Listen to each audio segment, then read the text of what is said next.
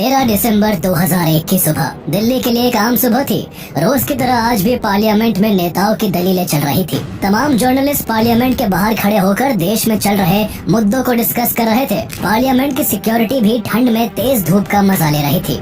हर चीज रोज की तरह नॉर्मल चल रही थी। किसी को नहीं पता था कि आज लोकतंत्र के मंदिर में कुछ बड़ा होने वाला है। इतना बड़ा कि पूरे देश में हड़कंप मचने वाला था। आने वाले पल से अनजान पार्लियामेंट के अंदर दोनों भवन में ताबूत घोटालों को लेकर सरकार और विपक्षी पार्टियों के बीच तीखी बहस चल रही थी। तर्कों के साथ शुरू हुई संसद की कार्यवाही अब जोरदार हंगामे में बदल चुकी थी। स्थिति को बेकाबू होता देख स्पीकर 40 मिनट के लिए सदन को पोस्टपोन कर देते हैं, जिसके बाद प्राइम मिनिस्टर अटल बिहारी वाजपेयी और लोकसभा में ऑपोजिशन की लीडर सोनिया गांधी का काफिला अपने सरकारी आवास की ओर निकल पड़ता है। कई बड़े मंत्री और लीडर घर चले जाते हैं, पर अभी भी पार्लियामेंट के अंदर कई बड़े मिनिस्टर्स मौजूद थे, जिनमें होम मिनिस्टर लाल कृष्ण आडवाणी और सुषमा स्वराज समेत 200 से अधिक मेंबर्स शामिल थे। संसद में मौजूद सभी मेंबर्स में कोई अभी भी सदन में बैठकर अपने कलीग से डिस्कशन कर रहा था, तो कोई कैंटीन और लाइब्रेरी में वक्त गुजार रहा था। किसी को आने वाले पल की जरा भी भनक नहीं थी।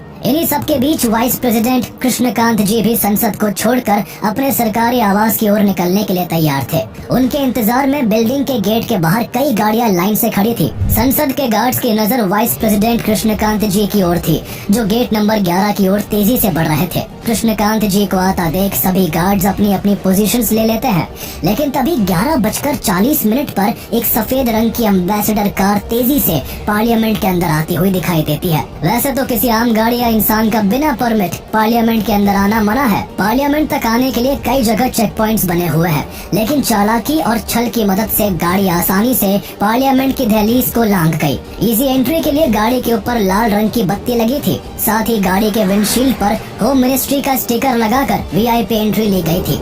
संसद के अंदर आने तक किसी ने इस गाड़ी पर शक नहीं किया, लेकिन जब गाड़ी पार्लियामेंट के अंदर घुसते ही अपनी स्पीड को और तेज कर गेट नंबर 1 की ओर तेजी से बढ़ने लगती है, तो सीआरपीएफ कांस्टेबल कमलेश कुमारी ने गाड़ी को तेजी से बढ़ता देख कुछ अनयूजुअल नोटिस किया। कमलेश कुमारी ने हाल ही में पार्लियामेंट की सिक्योरिटी के लिए काम करने वाली ब्रावो कंपनी को ज्वाइन किया था। जिस वक्त गाड़ी पार्लियामेंट में एंट्री लेती है, तब कमलेश कुमारी सिक्योरिटी राउंड के लिए निकली थी। गाड़ी की रफ्तार और डायरेक्शन को देखकर उन्हें थोड़ा शक हुआ।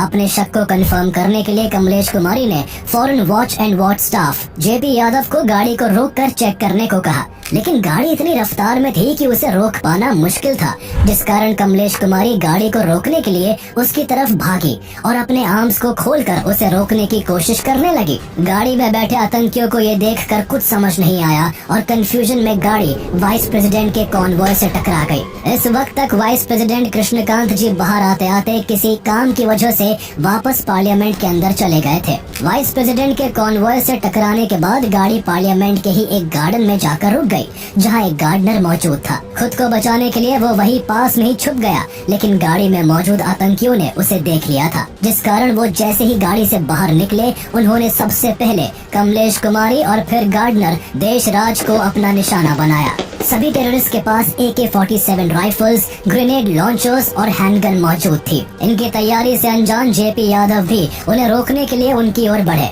लेकिन जेपी यादव भी खुद को बचाने में असमर्थ रहे और अपनी जान गंवा दी। हालांकि अपने साहस का परिचय देते हुए इन्होंने अपनी आखिरी सांस लेने से पहले पार्लियामेंट के इमरजेंसी अलार्म को बजाकर सभी को चेतावनी दे दी थी, जिस कारण पार्लियामेंट में मौजूद सभी सिक्योरिटी पर्सनल हरकत में आ गए। प्लान में शामिल हर आतंकी के पास एक बैकपैक मौजूद था, जिसमें ग्रेनेड्स के साथ कई तरह के हथियार मौजूद थे। अटैक करने के बाद आतंकियों का पहला टारगेट पार्लियामेंट की लॉबी में एंट्री कर सभी सांसदों को हॉस्टेज बनाने का था, जिसके लिए उन्होंने लगातार हवाई फायरिंग करनी शुरू कर दी। पूरा पार्लियामेंट गोलियों की तड़तड़ाहट से सहम उठा। संसद में मौजूद मेंबर्स को बाहर की आवाज तो सुनाई दे रही थी, पर कोई इन्फॉर्मेशन न होने के कारण उन्हें बाहर का हंगामा हमेशा की तरह विपक्षी पार्टी का प्रोटेस्ट लगा। लेकिन वो वक्त दूर नहीं था जब सभी मेंबर्स के बाहर की सिचुएशन को जानने के बाद होश उड़ने वाले थे। ये वही वक्त था जब संसद में मौजूद parliamentary affair minister Pramod Mahajan के फोन की घंटी बजती है। फोन को उठाते ही प्रमोद महाजन के होश उड़ जाते हैं। 2 मिनट के लिए तो उन्हें विश्वास ही नहीं होता कि पार्लियामेंट पर अटैक हुआ है, वो भी टेररिस्ट अटैक। इन्फॉर्मेशन मिलते ही प्रमोद महाजन सभी मेंबर्स को अटैक की खबर देते हैं, जिसके बाद संसद में हंगामा मच जाता है। हर कोई डर से सहमा हुआ होता है। पार्लियामेंट की सिक्योरिटी में लगी पार्लियामेंट सिक्योरिटी सर्विसेज अपना पहला कदम उठाते हुए बिल्डिंग की सभी खिड़कियों और दरवाजों को बंद कर देते हैं। कमलेश कुमारी और जेपी यादव को मारकर सभी टेररिस्ट 2 और 3 के ग्रुप में बंटकर तेजी के साथ गेट नंबर 5 की ओर बढ़ते हैं, जहां से प्राइम मिनिस्टर का आना जाना होता था। इस गेट के एक्सेस के साथ आतंकी सीधे पार्लियामेंट के अंदर आ सकते थे, लेकिन यहाँ मौजूद सिक्योरिटी को जेपी यादव के कारण पहले ही इंफॉर्मेशन मिल चुकी थी और उन्होंने यहाँ के दरवाजे को बंद कर दिया था, जिस कारण आतंकी बौखला गए और लगातार फायरिंग करते हुए दूसरे गेट की ओर बढ़ने लगे। लेकिन यहाँ इन आतंकियों पर पहले से ही घात लगाए बैठे सीआरपीएफ कांस्टेबल संतोष कुमार ने एक एक करके सभी को छलनी कर दिया। कांस्टेबल कुमार ने पहले 2 आतंकियों पर निशाना साधा और फिर तीसरे को टारगेट किया, लेकिन अपने बचाव में तीसरे आतंकी ने लगातार कांस्टेबल कुमार पर अपनी AK-47 से वार करने की कोशिश की, पर एग्जैक्ट लोकेशन पता न होने के कारण इसका कोई फायदा नहीं हुआ, जिसके बाद कांस्टेबल कुमार की तीसरी गोली से आखिरी आतंकी भी मारा जाता है। इस वक्त तक 3 आतंकी खत्म किए जा चुके थे, पर अभी भी 2 टेररिस्ट जिंदा थे और दोनों लगातार फायरिंग करते हुए अलग अलग गेट्स की ओर बढ़ रहे थे। लेकिन जब दोनों ने देखा कि पार्लियामेंट के सभी दरवाजे बंद हो चुके हैं, तो इनमें से एक ने दूरदर्शन केबल की मदद से पार्लियामेंट के फर्स्ट फ्लोर पर क्लाइम करने की कोशिश की, लेकिन इस कोशिश को जवानों ने गोली मारकर नाकाम कर दिया। पर गोली लगने के बाद भी यह आतंकी हार नहीं माना और वापस से उठकर पुलिस वालों की तरफ ग्रेनेड फेंककर गेट नंबर 5 की ओर जाने लगा, पर पुलिस की लगातार फायरिंग के कारण गेट नंबर 5 पर पहुंचने से पहले ही इसकी मौत हो गई। लेकिन अभी भी संसद पर वार करने वाला आखिरी आतंकवादी बचा हुआ था। इसे अंदाजा था कि इसका यहाँ से सही सलामत निकलना नामुमकिन है। पार्लियामेंट के अंदर जाने के भी सभी रास्ते बंद थे, जिस कारण गुस्से में इसने पार्लियामेंट के मेन एंट्रेंस गेट नंबर 1 की ओर रुख किया और वहाँ ज्यादा से ज्यादा डैमेज करने के लिए खुद को बम से उड़ा लिया। चारों ओर धुआं और इंसान की जलने की गंध फैल गई थी। हर कोई डरा हुआ था।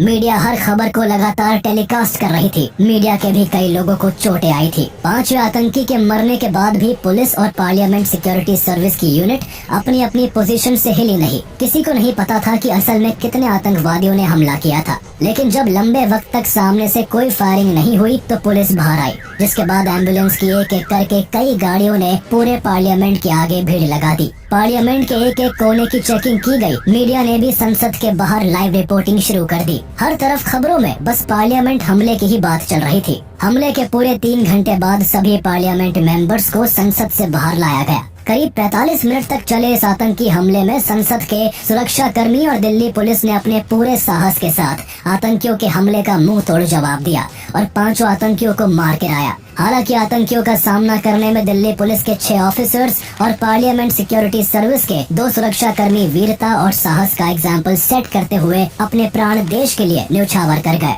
जिंदगी और मौत की इस लड़ाई में एक गार्डनर की भी जान चली गई, साथ ही करीब 18 लोग घायल हो गए। पार्लियामेंट पर हुए इस हमले के बारे में किसी को कोई भनक नहीं थी। कोई ये भी नहीं जानता था कि हमला करने वाले 5 लोग कौन हैं। लेकिन उनके पास से बरामद हुए सामान से ये साफ हो गया था कि ये किसी और का नहीं बल्कि पाकिस्तान का ही काम है। सभी टेररिस्ट के पास मौजूद बैग्स में अच्छी मात्रा में ड्राई फ्रूट्स मिले, जो इन्होंने सांसदों को हॉस्टेज बनाने के बाद के लिए रखे थे। इनका मकसद पार्लियामेंट के अंदर बैठकर हॉस्टेजेस के जरिए भारत सरकार से अपनी डिमांड को मनवाने का था। इन्वेस्टिगेशन में इनके द्वारा लाई गई एम्बेसडर कार में करीब 30 किलो एक्सप्लोजिव मिला, जिससे ये साफ हो गया था कि ये गाड़ी को पार्लियामेंट के अंदर लेकर जाने वाले थे और वहाँ इन एक्सप्लोजिव्स का इस्तेमाल करते। आतंकवादियों ने इस अटैक को भले ही 13 दिसंबर 2001 को अंजाम दिया था, लेकिन इस अटैक की प्लानिंग काफी समय पहले से चल रही थी। दरअसल 24 दिसंबर 1999 को इंडियन एयरलाइंस फ्लाइट 814 को आतंकवादियों ने हाईजैक कर लिया था, जिसके बाद प्लेन को दिल्ली की जगह अफगानिस्तान ले जाया गया।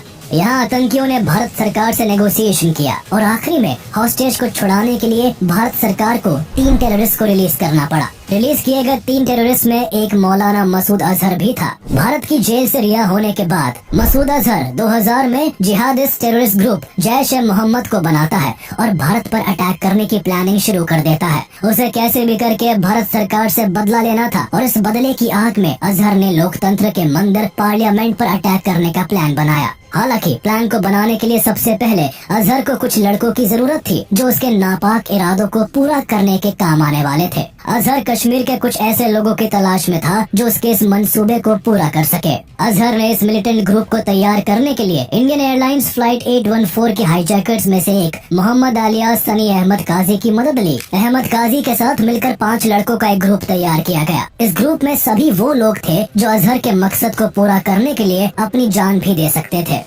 ग्रुप बनाने के बाद अजहर ने पार्लियामेंट अटैक को खुद प्लान किया। भारतीय जेल में वक्त बिताने के कारण अजहर को भारत की अच्छी जानकारी हो गई थी। जम्मू के कोट भलवाल जेल में सजा काटते समय अजहर ने भारत से जुड़ी काफी इंफॉर्मेशन इकट्ठा कर ली थी। अजहर जानता था कि पूरी दिल्ली और इवन पार्लियामेंट के आसपास की सिक्योरिटी भी काफी अच्छी नहीं है। पार्लियामेंट की ओर जाती सड़कों पर गाड़ियों की प्रॉपर छानबीन के लिए न कोई टाइट सिक्योरिटी है और न ही कोई बैरिकेड्स लगे हुए हैं। बस इसी वीक सिक्योरिटी का फायदा उठाकर अजहर अपने मंसूबों को पूरा करना चाहता था। उसे ये भी पता था कि इस एरिया में सीसीटीवी कैमरास की संख्या भी काफी कम थी। इन्हीं सब बातों को ध्यान में रखकर अजहर ने अपनी टीम को पूरा प्लान समझाया। पार्लियामेंट के मेन गेट को राइट साइड से जाकर इजीली एक्सेस किया जा सकता था, लेकिन यहाँ तक पहुँचना इतना भी आसान नहीं था, जिस कारण पैदल जाने की जगह गाड़ी के इस्तेमाल को प्रायोरिटी दी गई। प्लान के हिसाब से सभी आतंकियों को गेट नंबर 1 के पास आकर मूविंग कार से जंप करना था और कार में ग्रेनेड फेंकना था, जिससे मूविंग कार गेट नंबर 12 पर पहुंचकर ब्लास्ट हो जाए, जिससे पार्लियामेंट की पूरी सिक्योरिटी गेट नंबर 12 की ओर भागेगी और इस बीच सभी टेररिस्ट गेट नंबर 1 से पार्लियामेंट के सेंट्रल हॉल में घुस जाएंगे और सभी एमपीज को हॉस्टेजेस बनाकर मसूद अजहर को कॉल करके इन्फॉर्म करेंगे, जिसके बाद अजहर एमपीज के बदले भारत सरकार से अपनी मनमानी ख्वाहिशें पूरी करवाएगा। बस इसी प्लान को एग्जीक्यूट करने के लिए मसूद अजहर ने गाजी बाबा नाम के एक पाकिस्तानी नेशनल से कांटेक्ट किया जो पहलगाम कश्मीर में अंडरकवर होकर रह रहा था। गाजी बाबा का काम 5 लोगों के फिदायीन स्क्वाड को कुछ दिन अपने पास रखकर शेल्टर देने का था। साथ ही उसे सभी आतंकियों को दिल्ली तक पहुंचाने का काम भी पूरा करना था, लेकिन अंडरकवर रहने के कारण गाजी बाबा खुद इन आतंकियों को दिल्ली तक नहीं पहुंचा सकता था, इसलिए उसने अफजल गुरु से मदद ली। Afzal Guru Jammu and Kashmir liberation front JKLF का एक फॉर्मर मिलिटेंट था। एक समय पर अफजल गुरु भी आतंकवाद का हिस्सा था, लेकिन टेररिज्म को छोड़ने के बाद अफजल मेडिकल इक्विपमेंट्स की सेलिंग में एक कमीशन एजेंट के तौर पर काम करने लगा। गाजी बाबा जानता था कि अफजल गुरु आराम से फिदायीन स्क्वाड को दिल्ली तक पहुंचा सकता है। शुरुआत में अफजल ने गाजी के काम को करने से मना कर दिया, लेकिन पैसे ज्यादा ऑफर करने पर अफजल का मन फिसल गया और वो इस टास्क को कंप्लीट करने के लिए राजी हो गया। इसके बाद अफजल ने सबसे पहले 5 मेंबर फिदायीन स्क्वाड को 2 ग्रुप में बांटकर दिल्ली के अलग अलग लोकेशंस पर छिपकर रहने के लिए जगह दे दी। उसके बाद दिल्ली के ही एक लोकल कंप्यूटर ट्रेनिंग सेंटर से सभी के लिए फेक आइडेंटिटी कार्ड्स बनवाए गए। अब प्लान को एग्जीक्यूट करने के लिए इन्हें एक गाड़ी की जरूरत थी, जिस कारण सभी ने करोल बाग जाकर वहां से एक व्हाइट एम्बेसडर कार को खरीद लिया। साथ ही कश्मीरी गेट से एक रेड बीकन भी खरीदी, जिसके इस्तेमाल से अटैक वाले दिन सभी चेक पॉइंट्स को इजीली पार किया जा सकता था। अटैक से पहले कई दिनों तक सभी ने प्लानिंग की और अटैक से 1 हफ्ता पहले सभी दिल्ली के होलसेल स्पाइस मार्केट खारी बाउली को विजिट करते हैं। अफजल ने यहाँ से काफी मात्रा में ड्राई फ्रूट्स खरीदे, जिनका इस्तेमाल हॉस्टेज की सिचुएशन में किया जाना था। ड्राई फ्रूट भी था, खाने वगैरह थे।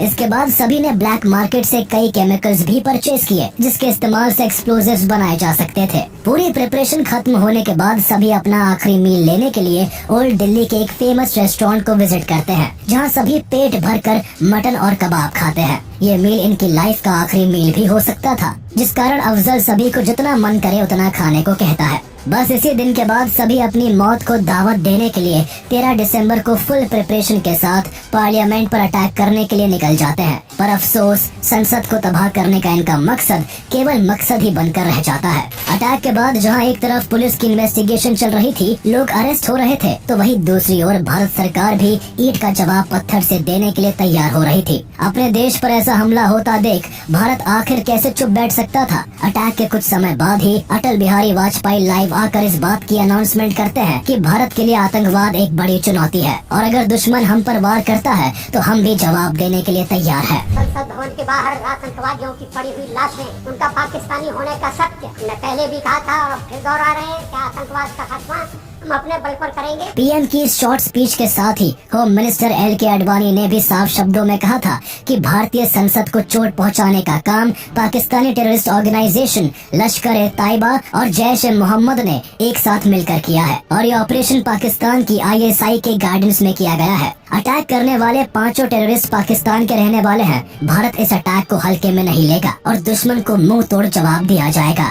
इसके बाद जल्द ही इंडियन आर्मी को पाकिस्तान की सीमा की ओर मोबिलाइज किया जाने लगा और अटैक के 2 दिनों के बाद ही भारत ने 15 दिसंबर 2001 को ऑपरेशन पराक्रम लॉन्च कर दिया। भारतीय सेना ने ballistic missile, tank, motor, artillery और 5 लाख से अधिक सैनिकों को पाकिस्तानी सीमा पर तैनात कर दिया। पूरी दुनिया में न्यूज फ्लैश होने लगी कि भारत पाकिस्तान पर अटैक करने वाला है। सभी देशों की भारत के एक एक कदम पर नजर थी। हर कोई भारत के अगले एक्शन का वेट कर रहा था। इस ऑपरेशन को लॉन्च करने के लिए भारत इतना सीरियस था कि 10 महीनों के लिए सभी आर्मी अफसरों और सैनिकों की छुट्टियों को रद्द कर दिया गया। भारत तैयार था। हालात नाजुक बने हुए थे। किसी भी वक्त भारतीय सेना LOC क्रॉस कर पाकिस्तान पर हमला कर सकती थी, लेकिन तभी कुछ ऐसा होता है जिसमें पूरे ऑपरेशन की दिशा ही बदल जाती है। दरअसल इस बीच पाकिस्तानी प्रेसिडेंट जनरल परवेज मुशर्रफ का एक बयान सामने आता है, जिसमें कहा जाता है कि पाकिस्तान अपनी ओर से आतंकी गतिविधियों को बढ़ावा नहीं देगा। परवेज मुशर्रफ के स्टेटमेंट के साथ ही पाकिस्तान में 6 टेररिस्ट ऑर्गेनाइजेशंस को बैन कर दिया जाता है। दरअसल परवेज मुशर्रफ ने इस तरह का बयान सिर्फ इसलिए दिया था जिससे इंटरनेशनली भारत पर प्रेशर पड़े और वो वॉर को रोक दे।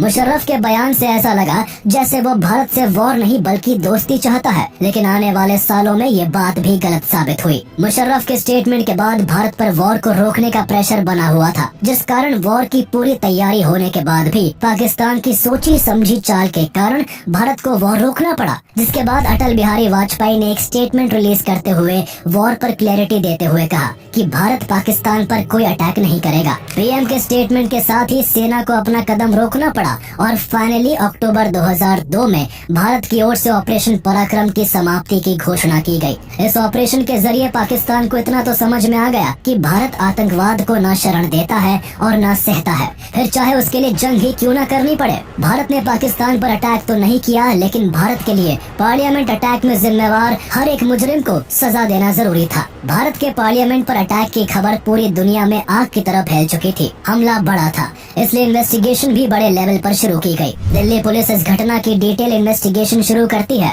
सबसे पहले पार्लियामेंट के हर एक एरिया को एग्जामिन किया जाता है। उसके बाद अटैक के लिए इस्तेमाल की गई कार के बारे में पता लगाया जाता है। कार के साथ प्रूफ के तौर पर पुलिस के पास आतंकियों के फोन भी मौजूद होते हैं, जिनमें पड़े सिम पुलिस के लिए बेहद मददगार साबित होते हैं। सिम और गाड़ी की बदौलत जल्द ही जैश-ए-मोहम्मद के 4 आतंकवादियों को कोटा कानून के तहत गिरफ्तार कर लिया जाता है। इन 4 लोगों में अफजल गुरु, उसका चचेरा भाई शौकत हुसैन गुरु, शौकत की पत्नी अफजान गुरु और DU के प्रोफेसर SAR गिलानी शामिल होते हैं। SAR गिलानी मूल रूप से कश्मीर के बारामुल्ला जिले के रहने वाले थे और उस वक्त दिल्ली यूनिवर्सिटी में अरबी भाषा के प्रोफेसर के तौर पर पढ़ाया करते थे। गिरफ्तारी के बाद आगे की जांच में ये साफ हो चुका था कि सभी आतंकी पाकिस्तान से थे। अटैक में पाकिस्तान की ISI का भी इन्वॉल्वमेंट था। भारत की जनता अटैक में शामिल लोगों के लिए फांसी की सजा की मांग कर रही थी, लेकिन पुलिस की कार्रवाई और कोर्ट के फैसले से पहले कुछ भी नहीं कहा जा सकता था। गिरफ्तारी के बाद पुलिस सभी आतंकियों को रिमांड पर ले लेती है। सभी पर मुकदमा चलाया जाता है, लेकिन सबूत के अभाव में एक लंबे ट्रायल के बाद शौकत की पत्नी अफजान को रिहा कर दिया जाता है। वहीं बाकी तीनों को दिल्ली के पोटा कोर्ट में फांसी की सजा सुनाई जाती है। वहीं 2003 में इस हमले के मास्टरमाइंड और जैश-ए-मोहम्मद के कमांडर इन चीफ गाजी बाबा को BSF ने श्रीनगर के नूर बाग इलाके में मार गिराया। पोटा कोर्ट से फांसी की सजा मिलते ही तीनों लोग दिल्ली हाई कोर्ट में चैलेंज करते हैं। गिलानी का केस उस समय सबसे फेमस और महंगे एडवोकेट राम जेठमलानी लड़ते हैं। इसका केस लड़ने के पीछे इस केस की पॉपुलैरिटी थी। अटैक के बाद गिलानी दिल्ली में काफी पॉपुलर हो चुका था। कई लोग गिलानी को सपोर्ट कर रहे थे, जिसके बाद 2003 में सबूतों के अभाव में गिलानी को भी छोड़ दिया जाता है। हालांकि शौकत और अफजल की फांसी अभी भी बरकरार थी, लेकिन बाद में सुप्रीम कोर्ट शौकत की फांसी की सजा को 10 साल की कठोर सजा में बदल देता है। वही अफजल गुरु को इस घटना का मुख्य आरोपी मानते हुए 20 अक्टूबर 2006 को फांसी की सजा देना तय किया गया। सुप्रीम कोर्ट के आदेश के बाद 20 अक्टूबर 2006 को अफजल गुरु को फांसी दी जानी थी। फांसी की तैयारियां पूरी की जा चुकी थी, पर फांसी से 7 दिन पहले इस घटना में एक रोचक मोड़ आता है। अफजल की फैमिली दिल्ली आकर president president APJ Abdul Kalam से मिलती है। इस मुलाकात से काफी चिंगारियां उठती है। मीडिया हर एक छोटी चीज को कवर करती है। शहीदों के परिवार इस मुलाकात से सख्त नाराज थे, जिस कारण स्थिति हाथ से निकल रही थी। लोग इस कदर भड़क उठे थे कि हमले में शहीद हुई कमलेश देवी के परिवार वाले अशोक चक्र लौटाए जाने की बात भी सामने रखते हैं। अफजल के परिवार वाले प्रेसिडेंट से मर्सी पिटीशन की गुहार लगाते हैं। इन सभी चीजों के चलते कलाम कोई कदम नहीं उठाते और अफजल के परिवार वालों की मुलाकात खराब जाती है। इसके बाद कई सालों तक अफजल की फांसी को लेकर मामला लटका रहता है, लेकिन 2013 में फांसी से केवल कुछ दिन पहले 3 फरवरी को प्रेसिडेंट प्रणब मुखर्जी अफजल की मर्सी पिटीशन को रिजेक्ट कर देते हैं, जिसके बाद फाइनली 9 फरवरी 2013 को सुबह 8 बजे अफजल गुरु को फांसी दे दी जाती है। अफजल की मौत के साथ ही पार्लियामेंट अटैक के सभी दोषियों को सजा दी जा चुकी थी। हालांकि इतनी सुरक्षा होने के बाद भी 5 आतंकवादियों का पार्लियामेंट पर अटैक करना एक बड़ा इंटेलिजेंस फेलियर था। इस हमले के बाद भारत को अपनी सुरक्षा को पुख्ता करने के लिए मजबूर होना पड़ा। पार्लियामेंट की सुरक्षा को और सख्त किया गया। अब पार्लियामेंट में अंदर जाने के लिए हर व्यक्ति को पहले से अधिक जांच से गुजरना पड़ता है। इस हमले के लिए दिल्ली के अंदर ही बैठकर कई लोग महीनों से प्लानिंग कर रहे थे, लेकिन इंडियन इंटेलिजेंस एजेंसी इस हमले को भांप नहीं सकी। ये बेहद अफसोसजनक था।